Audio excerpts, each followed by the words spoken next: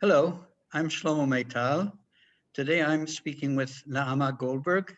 Naamas is a Waycare project manager. Naamas, thanks a lot for taking the time to chat with us. My pleasure. So, Naamas, many of our Waycare team members have followed, like the Beatles song, a long and winding road to Waycare. And your road took you from Cambridge, England, degrees in land economy and geography, to co-founding a nonprofit, then to Accenture here in Israel, and finally to Waycare. Now, Amat, tell us about yourself and your long journey. Yeah, so you're absolutely right. Yeah, I think everyone in the office has kind of really varied backgrounds, and for me specifically, I think from a very young age, I was very interested in how communities and in particular cities operate and kind of what makes certain cities more successful than others.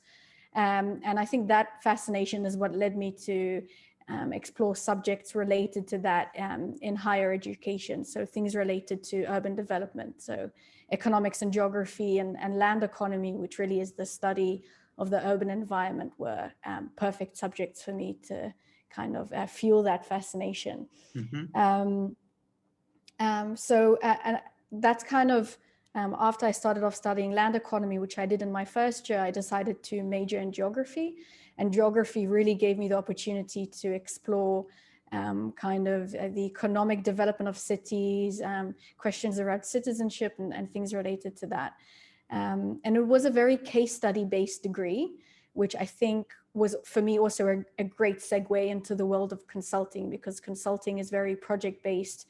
And you tend to jump between industries and different types of clients and get exposed to like very different information and skill set, which is the background I got in geography when I was studying at Cambridge. So that's kind of what led me into the world of consulting, which I have to say was really the most fantastic start to my career and gave me such a fantastic toolkit in learning how to manage projects and understand customers and their needs. And mostly also Accenture really opened me up to the world of IT implementations, which I was really unfamiliar with before. So that's kind of where I started it off there. And then after a while, about 3.5 years in the world of consulting, I decided I wanted to go back to my roots a little bit and develop my passion for urban development. So that's kind of what made me switch out of that world. And I started working in one of the municipalities in the south of Israel with a woman who founded a smart mobility organization there. And I was very fortunate to really be exposed to how public-private partnerships were being built kind of through municipalities. And after a while there, really fascinating experience. Kind of that was my introduction into the world of smart mobility. And I feel like I've never really looked back since. After that intro and a few months working with her, she invited me to help set up that lab nationally as an NGO. And that's kind of where I entered that journey with her, and we were working together for a year. And I was extremely fortunate to learn from really some of the most intelligent people and passionate people I've come across. So that was a great experience. But of course, starting up an organization from scratch has its many challenges. And is certainly not for the faint-hearted. So it was a fantastic experience. But I think with time, I was looking also to get exposed to a diversity of more global clients and work somewhere that was a little bit more established, where I could also help build new processes, but there was some sort of infrastructure set up. And that was really my next step into coming into Waycare. And I was just from the little I met from the people at Waycare, I was so impressed by their professionalism and just their positive attitude and willingness to speak and share. And that's really what drew me in. And after a few interviews, it was just clear to me that this is the place I would want to work in. So that's how I got to Waycare. And the last thing I'll say is that I just love the fact that Waycare combines this pace of working in the private sector, but allows me such great access to the public sector and understanding how organizations in that industry function and operate and think. It's just been fascinating to have the balance of both of those worlds. So that really was a long and winding road, but it sounds to me like you've reached your destination. Absolutely. Now. So you're a Waycare project manager. I understand that you lead onboarding of new customers. We live in a time of social distancing, work from home. So Naama, my question is, how in the world do you onboard new customers when you can't even meet them face to face? That's a great question. I think the thing that's become most clear to me, especially during the COVID era, is the importance of having a clear process set up at the beginning. And this is just useful not only for our employees to understand, what step is expected each part of the way, but also especially in today's age of uncertainty, to help clients feel comfortable to know what is coming and what they should be looking forward to. So I think laying things out in advance and making sure that clients know what is expected of us and what is expected of them is really critical to onboarding new customers, especially at a time where you can't really see them face to face as much. And apart from that, there's also, of course, the human element. So I always try and combine, kind of additional calls and discussions with clients aside from the formal project meetings that we have. So picking up the phone and making sure they feel comfortable with everything that's going on, and making sure that they understand kind of the new technology and everything that comes together with that. So there's definitely kind of a social aspect to that as well. Got it.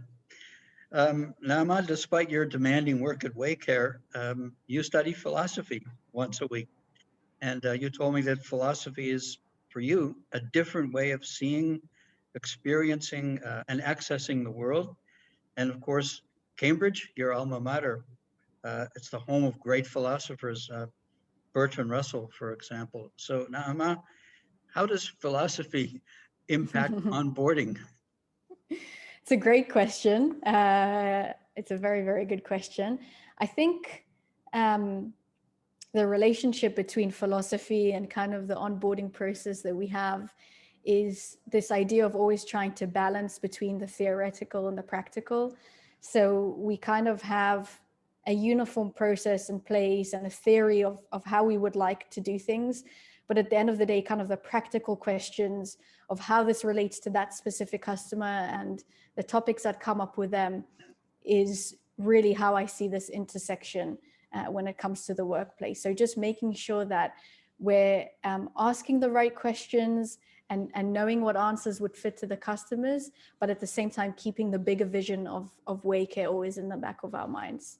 So yeah, that really is a skill you get from philosophy, knowing what questions to ask. Absolutely. Rather and than it sounds so easy, but it's actually extremely difficult. So sure it's one of our challenges along the way, and we hope to be continuously improving that. So we learn from specific onboardings with customers that for the next time, these are the types of questions we should also be asking. So you have another project that you lead, which sounds to me equally challenging, making Waycare SOC2 compliant. SOC2 is a data privacy standard for managing customer data. It's run by the American Institute of Certified Public Accountants. Naama, why is it so crucial for Waycare to be SOC2 compliant? It's extremely important for Waycare. I think today, especially as a cloud-based platform, where sometimes clients are, I don't know if the question is about feeling uneasy, but it's being introduced to a technology that perhaps is unfamiliar to them. A lot of our customers work with kind of legacy platform providers who install hardware or have on-premise solutions. So coming as a cloud provider can seem a little bit different to a lot of the organizations we operate with. And having that additional stamp of being, SOC2 compliant and having those security processes in place really demonstrates to our customers that we take their data extremely seriously. And we make sure that their privacy and security is the top concern for us before anything else. So alongside all the feedbacks and requirements about improving the platform, at the end of the day, the most important thing is making sure that their data is safe. And especially when it comes to transport related data, when you can have exposure here to, things going out on the road and citizens, I think that's a great sense of relief for our customers to know that we're taking the precautions, not just at a certain point of time, but continuously, and are getting audited from year to year. And they have that kind of safety knowing that, we have those processes in place and are completely always working on improving them. Got it.